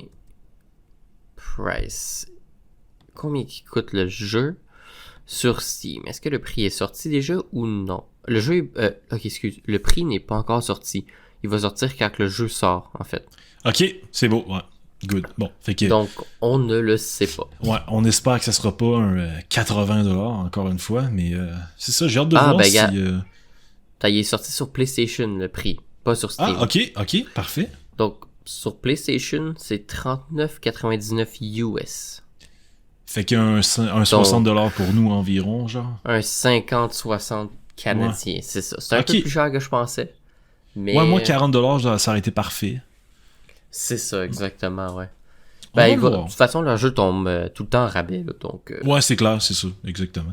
Mais c'est ça, j'attends ça avec grande impatience parce que j'aime énormément cet univers de Five Nights at Freddy's. J'adore les animatroniques, je sais pas pourquoi. Ouais. Je suis pas le genre de gars qui va écouter des films d'horreur ou des jeux d'horreur, mais l'univers Five Nights at Freddy's avec des animatroniques qui sont comme possédés, je sais pas pourquoi, j'adore ça. Oui. Puis, je trouve qu'ils ont mis le d'or là, sur la bonne cible, le bon univers, parce que c'est pas quelque chose de trop... Parce que ceux qui ont commencé ça, tu sais, là, il y a une tendance, il y a beaucoup de jeux pis de compagnies qui font ça. Ouais. C'est ceux qui ont vraiment parti ça, puis c'est vraiment un univers qui était pas connu, qui était pas exploré encore. Donc je trouve ça, là, moi aussi, très intéressant. C'est clair. Ils font bien les choses. L'aspect... on est dans un environnement qui est fait à la base pour les enfants, excepté il y a genre des animatroniques qui veulent te défoncer. Tu sais, ça l'amène un côté intéressant. Fait que on va voir ça vraiment. Le 13 juin. Donc, puis aussi, écoute, ça fait un petit parallèle pour Five Nights at Freddy's 2. Je sais pas si on avait parlé comme quoi qu'il y avait eu le reveal puis le trailer là. Mais ouais, j'ai vu le trailer, c'est vrai. Il est dû pour le 5 décembre. J'ai écrit le 5 juin. Tabarnak, je suis précoce. Mais ouais, le film Five Nights at Freddy's 2, il est dû pour le 5 décembre avec les mêmes acteurs. Les animatronics, ça, j'ai remarqué ça dans le trailer qui ont sorti. Ça va être les animatronics du jeu Five Nights at Freddy's 2. Fait que ça, c'est intéressant. Ouais. Peut-être parce qu'il évolue comme dans le temps et l'histoire. Ouais, exactement. Fait que peut-être que pour Five Nights at Freddy's 3, le film, ça va être les animatroniques dégueulasses avec les milliards dedans, genre. Ça serait vraiment cool. C'est sûr. Plus que ça avance, plus que c'est d'horreur, genre. C'est sûr, ce serait cool, mais là, ils vont devoir prendre la décision. Est-ce qu'ils restent sur le même genre de film ou est-ce qu'ils vont voir plus horreur? Mais là, les enfants pourraient pas voir le film. Ben ouais, c'est ça. Mais c'est ça qui est touché, c'est que c'est un univers pour enfants, mais qui se veut d'horreur. Puis absolument, les trucs d'horreur, ben c'est pas pour les enfants. Fait qu'ils sont comme dans un... Exactement. Ils ont comme le cul entre deux chaises en mode, qu'est-ce qu'on fait? C'est ça, non, ben... C'est ça, il y a une décision à faire, puis ils vont devoir en prendre une, puis de toute façon, ça va déplaire à un des deux côtés un peu plus. Donc, ça pourra jamais être parfait. Ils font de leur mieux. Mais moi, j'ai la même perception, disons, pour... Five Nights at Freddy's avec... Oh là là! Hey, moi, des fois, là, je lis quelque chose, je vois un truc, puis tout d'un coup, ça me sort de la tête. C'est incroyable! J'avais un hostie de beau parallèle à faire. Mais bon, c'est pas grave. Au pire, si ça me revient, je te dirai tantôt. C'est incroyable. Ben écoute, moi, je vais t'emmener un point. On parle de jeux qui s'en viennent, de trucs qui s'en viennent. Je vais vous parler de Subnautica. Oh oui! Quelque chose que... Écoute, je vais être 100% honnête. Je m'attendais pas à voir ça. OK. Subnautica Mobile s'en vient le 8 juillet. Subnautica Mobile. Oui. C'est ça, tu vois, tu le savais. T'en entends-tu parler ou non? Non, pas en doute. Subnautica Mobile. J'ai vu ça, là, au début sur leur Twitter, puis j'ai fait wow, Subnautica, tu sais, le 2 va s'en venir, le post, tu sais. Puis je vois... Subnautica Mobile, 8 juillet, apprenez-en plus. Mais what the fuck? De quoi tu parles de Subnautica 1? Il y a de la misère à rouler sur un ordinateur, là. Ouais, c'est ça. De quoi tu parles de Subnautica Mobile? Ouais, non, c'est vrai, ça s'en vient, puis ils ont même montré du gameplay, là, puis... Fait que dans le fond, ça serait le 1? C'est ça? Je viens de trouver le trailer. C'est le 1, en fait, c'est Subnautica 1, mais sur téléphone. Mais voyons donc. Écoute, je sais pas si... Moi, ça me tentera pas de jouer à Subnautica pendant que j'attends mon rendez-vous chez le médecin, là, mais... Chris, tout d'un coup, c'est plus épeurant un peu, l'attente chez le médecin. Mais what the fuck? Le médecin va dire, attention, là, votre pression cardiaque est haute, là. Mais quand on check ça, sur le trailer, le jeu est magnifique pour un jeu... de téléphone. What the fuck? Les trailers, ça a l'air tout le temps un peu mieux, là, mais bon. Ben tu sais, ça se voit que c'est... des textures plus simples, ça se voit. Ouais. Mais c'est Subnautica, là. Tu sais, j'ai l'impression que ça serait pas si différent que ça. Mon Dieu, c'est fou, ça. Eh bien. Écoute, je sais pas c'était quoi la décision derrière ça. À qui ça va vraiment venir chercher? Selon moi. Le marché asiatique. C'est mon... Oui, mais souvent, eux, c'est plus les jeux compétitifs sur mobile. Oui. Selon moi. Ouais. Écoute, les jeux de ce genre-là, je pense que, vu que c'est pas horreur, pis c'est juste un peu effrayant, pis c'est en dessous de l'eau, ça c'est mon hypothèse, c'est visé pour les enfants pis les iPad kids qui, eux, jouent tout le temps sur leur téléphone. Peut-être qu'ils ont vu, là, Markiplier jouer à Subnautica depuis 2015, pis qu'ils se disent qu'ils veulent jouer, mais qui ont pas d'ordi, pis qui ont un iPad, ben ils vont pouvoir jouer sur leur iPad. Selon moi, c'est ça. Ben moi, je pense qu'en fait, c'est un beau plus, mais tu peux pas reposer ton modèle entier là-dessus. Non, exactement. Puis je pense qu'ils sont dans une belle position pour offrir ce genre de contenu-là. Parce que justement, ils ont le 2 qui arrive, le jeu est déjà sur PC, ça se déroule bien. C'est un plus. On le prend pas. J'espère juste qu'ils ont pas comme trop mis de ressources là-dedans parce que ils sont dans une pas de lancer, là. Ouais, ben honnêtement, j'ai pas l'impression que ça a été le genre de projet... Ah ben gars, tu vois, il y a un autre studio à la fin du trailer, fait que peut-être que c'est un autre studio qui s'est occupé du port. Habituellement, souvent c'est ça. Pas vu. Pour les jeux téléphones, là, c'est comme un autre studio qui s'occupe du port, puis de la sortie, etc., ou de la maintenance, etc. Ouais. Donc peut-être que c'est ça qu'ils ont fait, je sais pas. J'en ai aucune idée. Mais ce que j'ai oublié tantôt, puis ça m'est revenu là, pour Five Nights at Freddy's, j'ai un peu le parallèle à faire, très intéressant, que Five Nights at Freddy's, en fait, c'est un film-jeu pour les enfants, entre guillemets, un jeu d'horreur pour les enfants, mais selon moi, il est dans la même position que Star Wars. C'est-à-dire, c'est un univers qui est mature, qui peut être violent, mais parce qu'ils veulent plaire à une certaine audience, ils se restreignent beaucoup. Mais moi, je suis de l'école qui pense que il devrait y avoir les films grand public et les films pour adultes. Pas comme vous pensez des films pour adultes, mais des films d'horreur. moi, quand je vois Freddy Fazbear. Ouais, c'est ça. Ouh, he got the tail.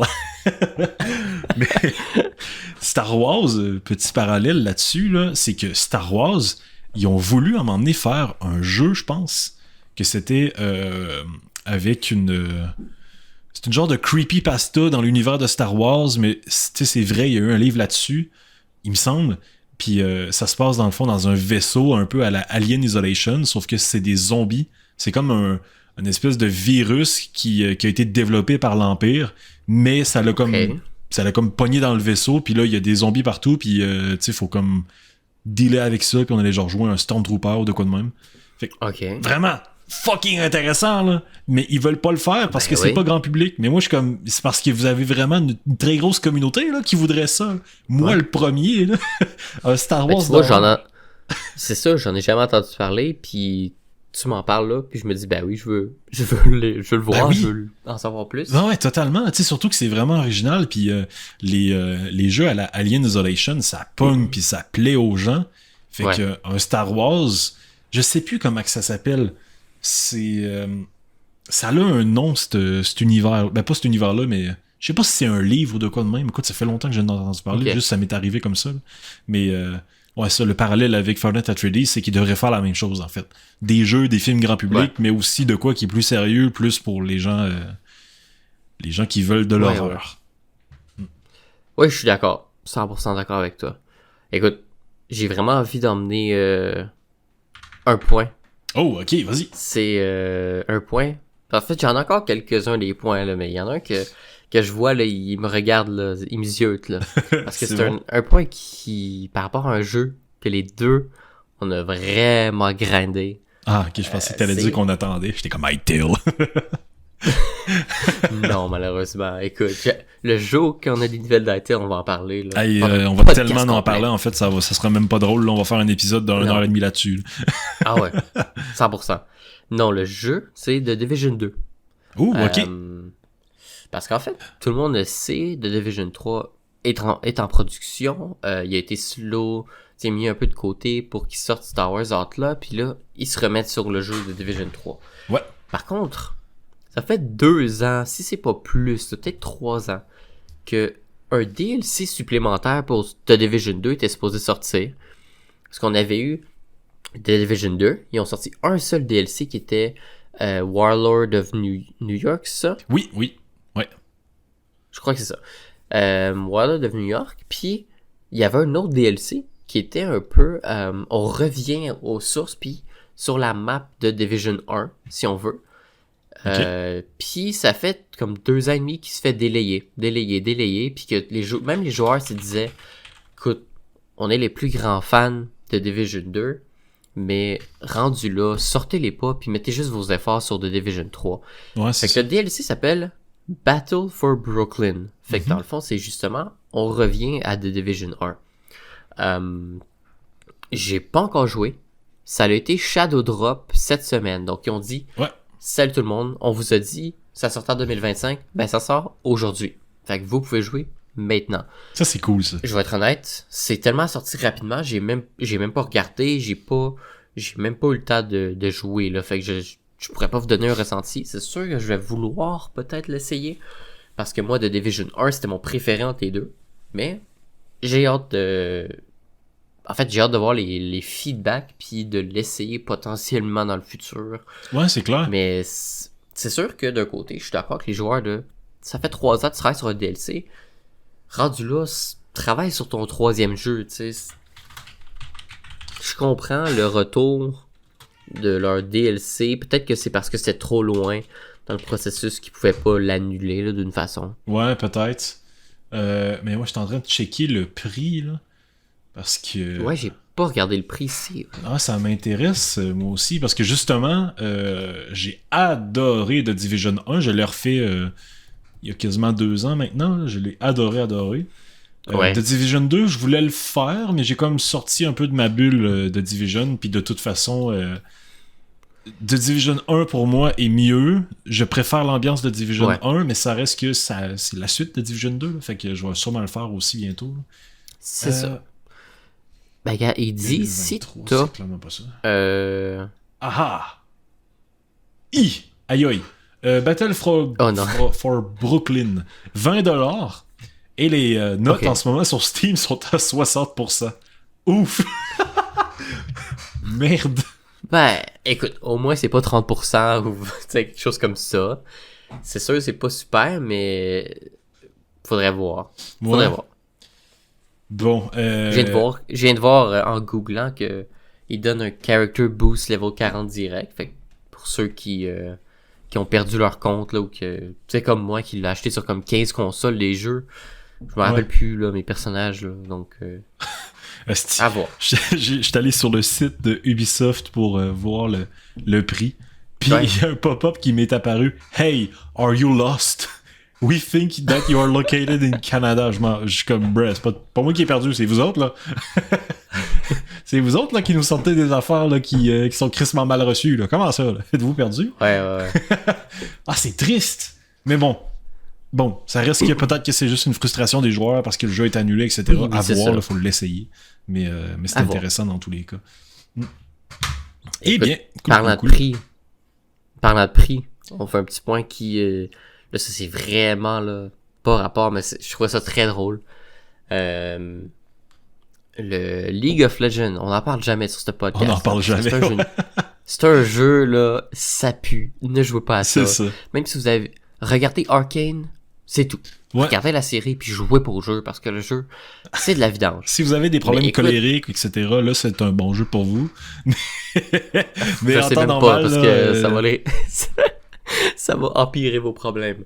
Mais c'est ça. Écoutez, League of Legends, le jeu qui pue, se sont dit, parce que eux ils se sont dit, les gacha games là, les jeux avec la loterie, ça marche bien. On va faire la même chose. Ils ont fait ça l'an dernier pour comme un skin là, de Jinx parce que Arcane était sorti. Fait qu'ils ont dit on va faire un système de gacha que les joueurs achètent des capsules pour potentiellement avoir le skin rare. Mm-hmm. Ça a été à la suite de l'an dernier, il y a à peu près 1 an, exactement là, l'été 2024. Ils ont sorti un skin en l'honneur de Faker, qui est, ceux qui connaissent pas, c'est un joueur professionnel coréen qui vraiment là, lui il a terminé League of Legends. Là. Il est pas juste bon, il a terminé le jeu. Ils font tout en son honneur parce que c'est le meilleur, puis il est bon à tout, il est imbattable. Ils ont sorti un skin qui te coûtait $500 USD. Tabarnak. En son honneur, puis ça a été vraiment là, la grosse polémique là. Il y a personne qui approuvait ça, même les streamers, tu sais, qui font des millions l'ont acheté pour le content, mais ils se sont dit écoutez, les gens achetez pas ça vaut même pas la peine. Le skin là, il est pas tant super, c'est juste en l'honneur de Faker. Ouais. Ben écoutez, avec les feedbacks qu'ils ont reçus de l'an dernier puis du gacha, ils ont décidé de sortir un deuxième skin à $500 USD qui arrive dans 2 semaines en l'honneur d'un autre joueur pas rapport, là, les joueurs de Ligue le connaissent probablement, mais se sont dit oh non, shit, ça n'a pas été bien reçu. Peut-être si on le fait une deuxième fois, ça va marcher. Ça va peut-être mieux passer. Mais ça va peut-être mieux passer. C'est triste, là, mais les joueurs là, de Riot Games, ils récoltent ce qu'ils sèment. Parce que peut-être que je vais me faire lancer des tomates pour ça, là, mais dans, mettons, Valorant, ils ont sorti des skins à 130 balles et ça s'est vendu. Les bundles, ouais. Ça se vend comme des petits pains chauds. Ça sort, ça se vend très bien. Écoute. Fait qu'ils voient ça, ils sont comme, Chris, on est capable de se faire full d'argent avec ça, on va monter le prix, on va faire de quoi d'autre. Puis c'est ça que ça fait. Ben écoute, je suis pas un bon exemple parce que là je dépense plus dans les jeux vraiment là. Mais quand Valorant était sorti, puis que c'était la COVID, puis que j'étais un petit étudiant avec un petit travail à l'épicerie, puis que j'avais rien à payer, ben je mettais mon argent dans Valorant, puis j'ai acheté des skins. Le gars il fait 40 heures, il a une paye de 500$, il est comme pourrais me prendre 3-4 bundles. Ben non mais c'est ça, je suis pas un bon exemple là. Ouais, moi non plus, j'ai mis beaucoup d'argent dans Apex, je suis pas un exemple. Donc c'est pour ça que écoute, le jeu, ça arrivera jamais parce que c'est Riot Games et non Steam. Mais le jour qu'il y a un système de market, moi, ça part, là, je vends tout ça, là. Ça arrivera jamais. Ça arrivera jamais. Parce que sinon, ça l'existerait pour League. Mais c'est ça. C'est tout ce qu'ils font, là. En fait, Valorant est vraiment triste parce qu'en ce moment, ben, en fait, ça fait 3 ans, le seul contenu qui te sort, c'est des skins. Ouais. Là, sortez-moi pas l'exemple de les nouveaux personnages. Ok, il te sort un nouveau personnage. Il est overpowered pendant une semaine. Il te le nerf to the ground. Puis là, personne ne le joue. Fait que ça sert à rien. Oh là là, c'est pas facile, hein. Non. C'est pour ça qu'en fait, ces temps-ci, je me retourne beaucoup vers les jeux originaux, single player, co-op. Oui.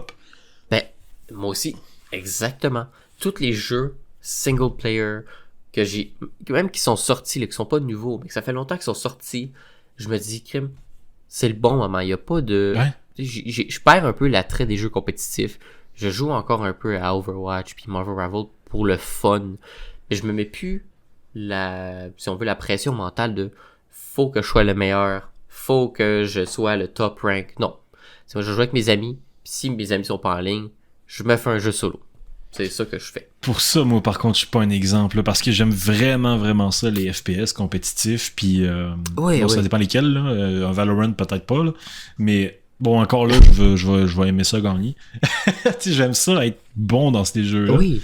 Puis, c'est sûr, mais oui, c'est le fun d'être bon. On dirait que parce qu'il y a de moins en moins de jeux qui nous respectent en tant que joueurs et notre temps et notre portefeuille, ça me donne de moins en moins envie d'en jouer. Tu sais, il y a The Finals que je jouais en fait assez régulièrement dans les dernières semaines.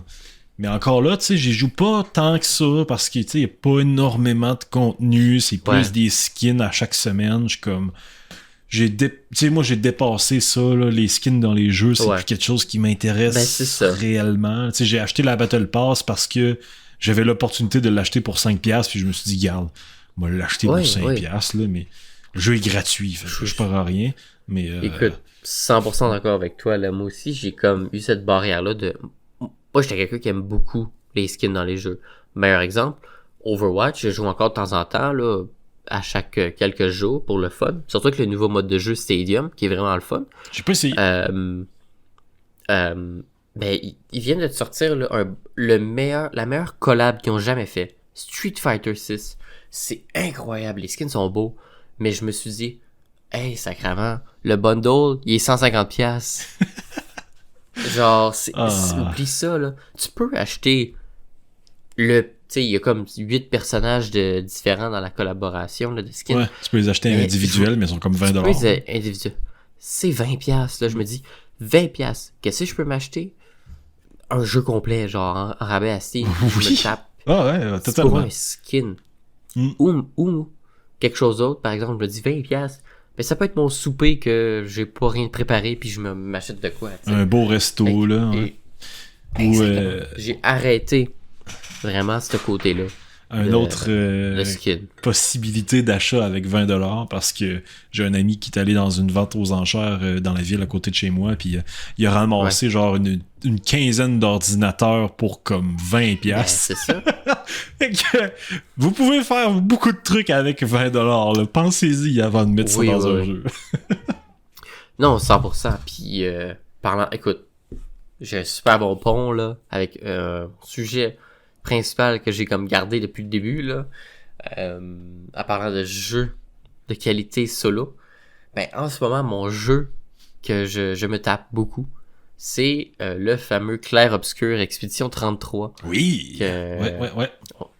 On avait parlé dans les derniers épisodes que j'avais dit justement que j'avais pas essayé, que il y avait une hype, puis je savais pas. Mais écoutez les gens, moi qui est un fan de Stellar Blade, moi qui est un fan de Elden Ring, j'ai pas fini le jeu là, de Expédition 33, mais je vais être 100% honnête avec vous, c'est pas mon jeu de l'année, c'est mon jeu de la décennie. Là. C'est littéralement une perle. C'est l'histoire la plus intrigante que j'ai jamais jouée dans un jeu. C'est incroyable. Les graphiques sont beaux. Quand tu fais, en fait, tu joues au jeu, puis t'arrives à des moments qu'il y a une conversation, eux, ils se sont pas dit, on fait une conversation de deux personnages, puis on anime en 3D. Non. Pour chaque conversation, même si c'est 10 secondes, ils te font une cinématique digne d'un film. Genre, c'est cool, ça. Ils t'ont pris le temps de te faire des cinématiques là, de la plus haute qualité que tu pourrais écouter un film. Et la musique, meilleure musique que j'ai jamais écoutée. Le gameplay, c'est sûr que à la base, c'est ça qui me retenait contre le jeu. C'est du turn-based. Donc moi, qui est pas un fan de turn-based, j'étais pas attiré. Par contre, c'est du turn-based, mais que c'est un peu en même temps live action. En fait, que si les ennemis t'attaquent, c'est pas juste « Oh, ils t'ont attaqué, puis tu subis. » Non. Si tu veux, l'ennemi ça va pour t'attaquer. Tu peux dodge, tu peux parry, tu peux jump, tu peux sauter, tu peux éviter les attaques si t'es assez rapide. Parce que c'est quel genre de jeu, ça? C'est du turn-based, donc c'est tour par tour. C'est genre un turn-based RPG ou je sais pas trop. Je connais tellement pas ce genre de jeu-là que... En fait, c'est que toi, t'as ton équipe, puis t'as un ennemi ou des ennemis, puis personnage par personnage, tu dis, mettons, mon personnage 1, fait telle attaque sur tel ennemi. Personnage 2, fait telle attaque sur tel ennemi, etc. Okay. Sauf que t'as des skill checks que si tu fais ton attaque, faut que tu cliques pour un peu attaquer au bon moment pour que tu fasses plus de dégâts. Puis si tu te fais attaquer, tu peux peser, mettons, au bon moment sur B pour dodger. Fait que au final, si t'es bon, t'esquives l'attaque. Puis tu peux aussi, c'est encore meilleur, tu peux parry, que tu fais une counter-attack. En tout cas, le jeu est vraiment intéressant. Puis ça, là, ils ont sorti une statistique. Parce que je viens de le mentionner, là, pour moi, personnellement, je vais finir le jeu. C'est un sacré long jeu, apparemment. Là, c'est du 50 heures. Là. Puis ça va être mon jeu de la décennie. Là. C'est même pas de... Écoute, GTA 6 pourrait sortir cette année. Ouais, c'est ça. GTA 6 sortirait cette année. Là. Moi, je voterais pour Clair Obscur pour le jeu de l'année. Là. C'est même pas des blagues. Puis, ils ont sorti une statistique. C'est excellent. Ils ont sorti une statistique cette semaine, je crois, ou la semaine passée, parce qu'on n'avait pas enregistré. Je me rappelle plus. Clair Obscur Expédition 33. En 33 jours, ils ont vendu 3,3 millions de copies de jeu. Oh mon Dieu, c'est fou, eux, ça! Oh ouais! Même eux, ils ont sorti la statistique sur Twitter, puis ils ont dit « Ok, les gens, on vous sort la stat parce que on pourrait même pas inventer ça. » Ouais, c'est ça. Ils ont dit ça, ils ont dit « On pourrait même pas inventer ces chiffres-là, c'est ça. » C'est quand même vraiment cool. C'est très, très drôle, mais écoutez, l'histoire, là, ça sort de l'originalité, là. En fait, c'est de l'originalité, ça sort de l'ordinaire. C'est incroyable. En fait, moi, j'ai toujours de la difficulté à finir des jeux, puis lui m'a vraiment agrippé à cause de l'histoire. Okay. C'est tellement différent là, de n'importe quel jeu que c'est fou, là. Puis, ben écoute, au début, ça a l'air intéressant, puis ça me fait penser un peu là sur une console portable, je pense que c'est le genre de jeu aussi qui se jouerait bien. Oui, ben, 1000%. Ok, c'est bon à prendre en compte, ça. Je vais y penser, je vais le checker, puis écoute, au pire. Ben, si tu le vois en rabais, écoute, je te le conseille. Ouais, c'est ça. Aussi, je pense que tu seras pas la personne qui va me dire « Ah non, achète-le peut-être pas tout de suite. » Tu vas me dire « Ah, prends-le. » Oh, ben écoute, plein prix, là, je te le conseille. Parce qu'en fait, c'est incroyable. Moi, j'ai joué avant le podcast. J'ai sauté pour qu'on enregistre, puis je vais aller jouer tantôt parce que c'est vraiment le fun. Là. Je comprends. Mais l'histoire là, est vraiment intéressante parce que tu commences le jeu sans aller dans les spoils. De toute façon, j'ai pas fini le jeu, donc je peux pas vraiment vous spoil. Tu commences le jeu, pis t'es dans la merde déjà. Pis il faut que tu comprennes pourquoi t'es dans la merde. Pis tout ce que tu te faisais, c'est va battre la personne qu'on pense qu'elle est méchante. On sait pas vraiment c'est qui, on sait pas vraiment elle fait quoi, mais va essayer de la battre, puis on sait même pas si c'est comme ça que ça va nous sauver. Fait que vas-y. Ça te fait un peu penser à un No Man's Sky. Tu spawns, t'es comme, ok, je suis où? Pourquoi est-ce que je me suis écrasé sur une planète random? Qu'est-ce que je fais? Je suis en train de mourir parce que je suis sur une planète, genre de radioactivité. Oh, c'est quand même... Ben, c'est vraiment ça. C'est tu commences, puis tu fais te dire, bon, on s'en va avec nos amis qui vont mourir, fait que prépare-toi à l'aventure. Puis là, ben, de toute façon, on le voit dans le trailer. La fille, là, elle meurt. Puis tu te dis, bon, je me suis préparé toute ma vie pour qu'elle meure. Puis là, faut que j'aille essayer de battre la personne ou la chose, on le sait même pas, qui cause tout ça. Puis c'est juste vraiment comme, ok, ben, on s'en va sur un continent qu'on connaît pas, qu'on sait pas quoi faire, qu'on sait pas c'est quoi l'objectif. Ouais, c'est ça. Tu connais rien, là. C'est vraiment intéressant, là. Hey, petite question de même, est-ce que c'est possible de désactiver les chiffres de damage qu'on fait à un ennemi ou pas? Peut-être, je le sais pas, j'ai pas regardé. Ok, parce que moi j'aurais été genre à le désactiver. J'aime ça quand c'est... Je pourrais regarder. Ouais, tu me tiendras au courant, je suis curieux. Parce que si on peut le désactiver, moi je vais trouver ça intéressant. Ok, parfait. Ouais. En tout cas, c'était mon point de mon... pas mon jeu de l'année, le jeu de la décennie. Ouais, c'est ça. Oh, ben, good. Hey, t'avais-tu d'autres jeux, toi, que tu voulais parler? Niveau jeu, non. Ok.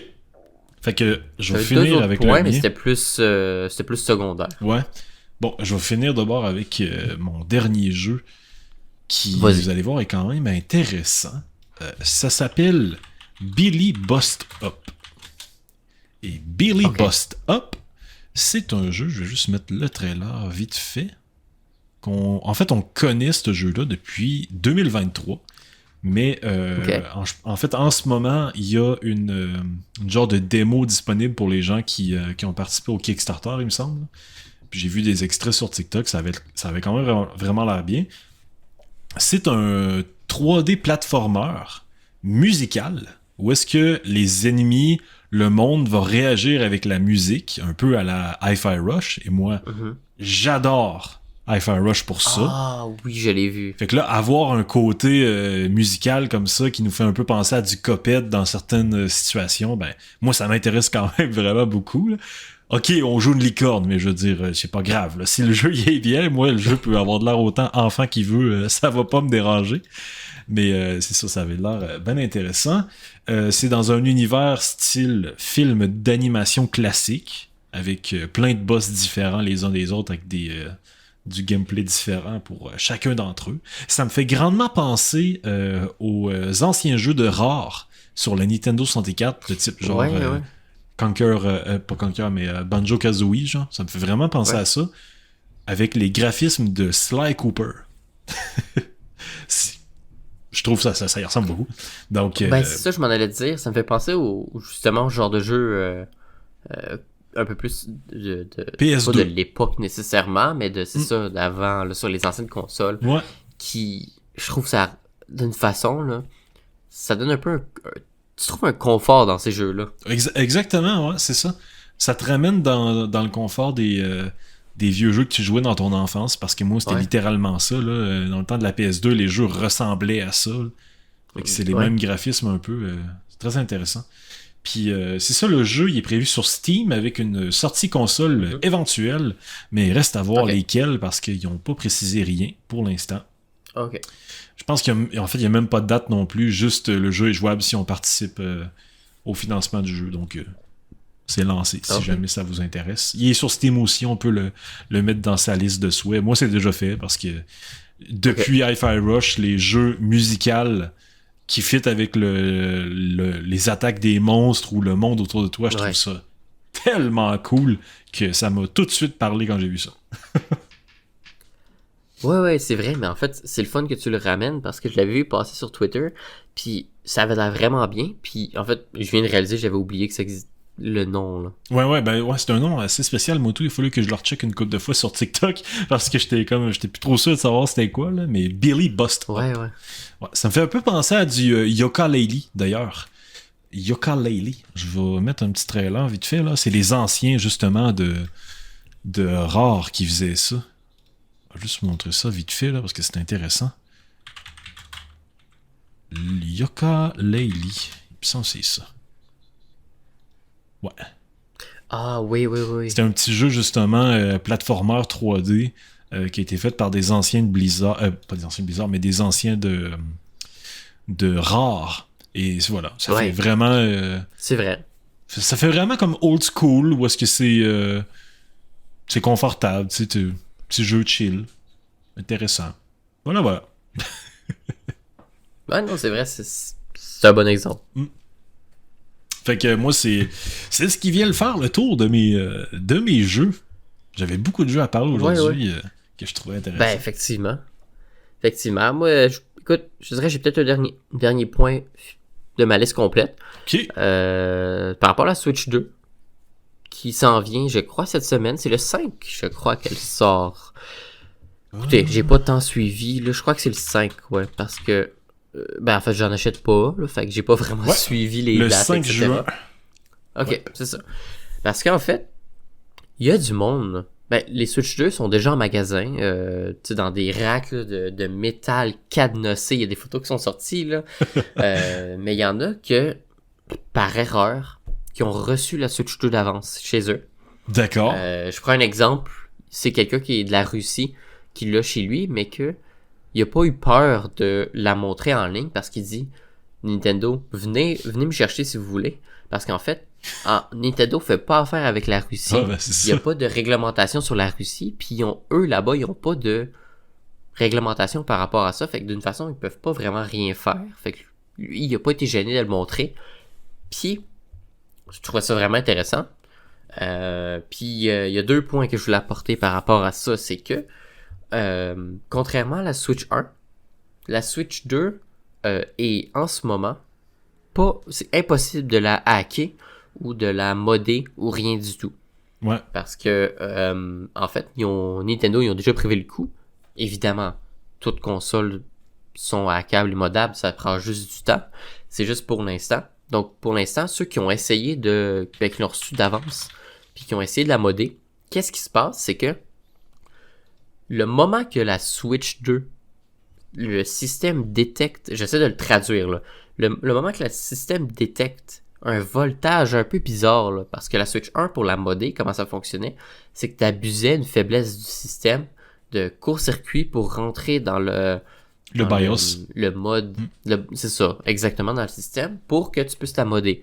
Maintenant, si la Switch 2 détecte un voltage inhabituel, elle brique.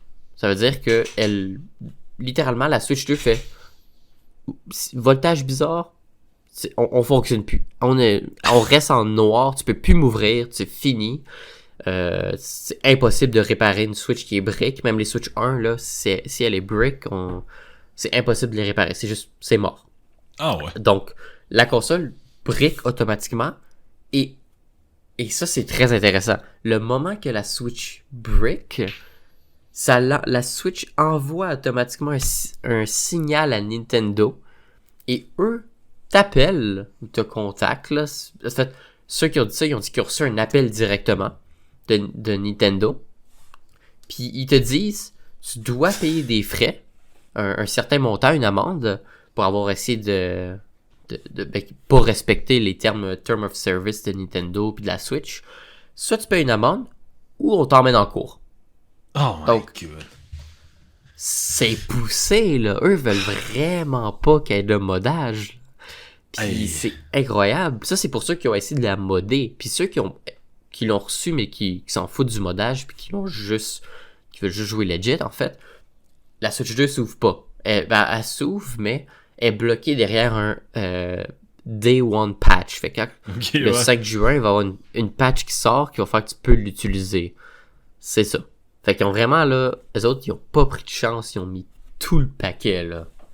c'est vraiment triste et j'espère grandement que la communauté, les joueurs vont ils vont se débattre, ils vont se battre pour ça parce que t'achètes une console, normalement la console est à toi. Tu sais, je veux dire, quand j'ai acheté la PlayStation 3, si aujourd'hui j'ai envie de l'ouvrir pour prendre son disque dur, pourquoi j'aurais pas le droit? J'ai acheté la console. Ouais. Chris.